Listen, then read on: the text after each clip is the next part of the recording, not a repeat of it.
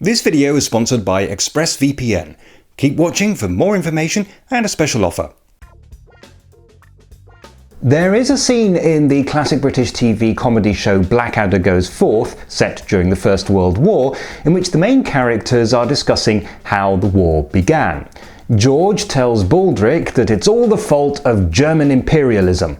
Blackadder points out that the German Empire currently consists of a sausage factory in Tanganyika. It's a great line, and it does sum up the situation in comedic terms.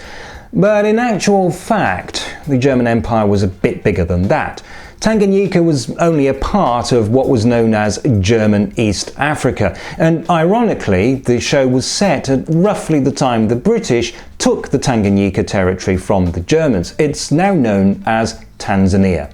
Germany did have some other possessions as well, and the 2nd of December is the anniversary of the signing of the Tripartite Convention of 1899, which gave to Germany part of Samoa. This is a group of islands in the Pacific, about halfway between Hawaii and New Zealand. Europeans first discovered them in the 18th century, and because of the indigenous people's seafaring skills, they were originally known as the Navigator Islands. Later, it became a useful place for American ships to stop off for water and supplies. Meanwhile, the British were sending missionaries and just generally trying to take over the world. Both nations found the islands strategically important because they gave easy access to Australia, China, and the Panama Canal. And that's also the reason the German Empire became interested in them. Because while Blackadder was right to point out that the Germans hadn't been very successful in building a proper empire, they did try very hard. In the second half of the 19th century, the German consul Theodor Weber, who also happened to be working for a German trading company, owned 30,000 hectares of land in Samoa, making him the greatest landowner on the islands. The writer Robert Louis Stevenson retired to Samoa, and he worried that the Samoans would let these three colonial powers destroy their way of life. A few months before he died, he urged the Samoans to defend their islands or lose them forever. But Samoan society was divided, and Britain, the US, and Germany all exploited the tensions between the different clans.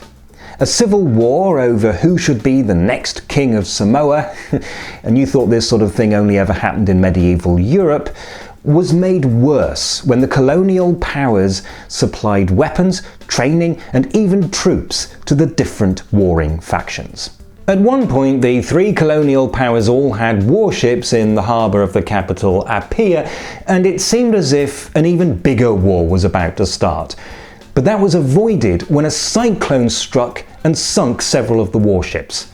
And so ended the First Samoan Civil War. Which means that there was a second Samoan Civil War, and this one broke out 9 years later when the new king died and there was an argument over who should succeed him. Except that in reality, this one was about which of the three colonial powers should get Samoa. This one lasted only a few months and ended when the three sides finally decided to act like responsible adults and come to some kind of an agreement. The Tripartite Convention was held in Washington, D.C. and divided Samoa into two.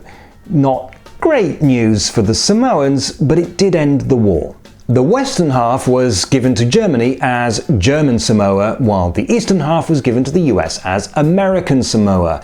The British didn't get anything in Samoa at all, but they did get to kick the Germans out of Tonga and some of the Solomon Islands. Germany kept their part of Samoa for about the next 14 years, and it seems that, by the standards of the time at least, it was actually a very peaceful and even enlightened rule. But then the First World War broke out, and Britain asked New Zealand if they would be so kind as to invade German Samoa and take control, which they did easily. The Germans didn't have any armed forces on the islands at all.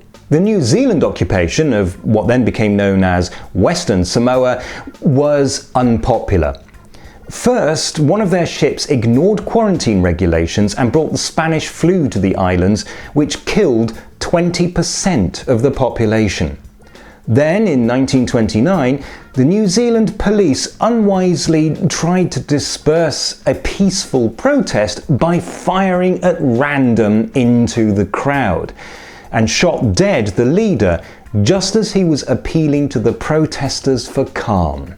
Western Samoa finally gained independence in 1962, while American Samoa remains to this day an unincorporated territory of the US, which is the same status as Puerto Rico.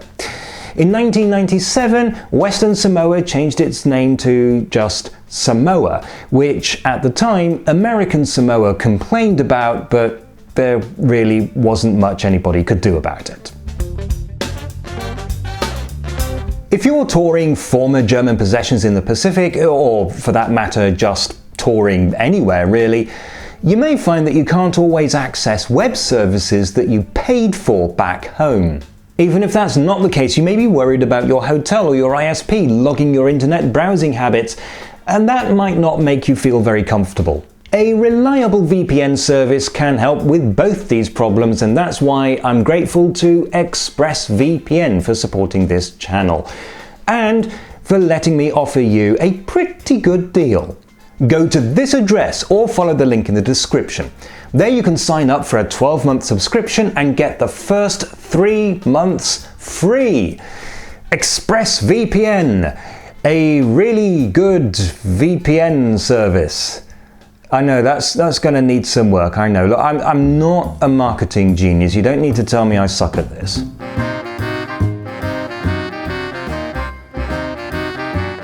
Tried to disperse a peaceful protest. Oh.